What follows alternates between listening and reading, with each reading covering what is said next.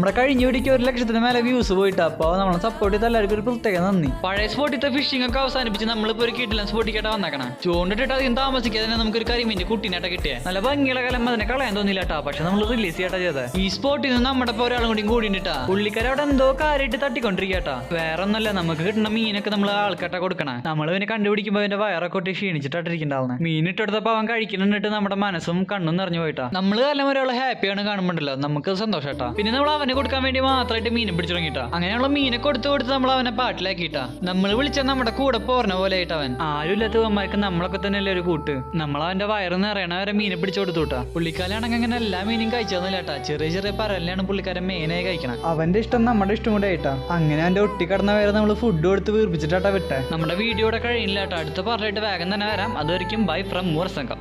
പിന്നെ ഫോളോ ചെയ്യാൻ മറക്കല്ലേ.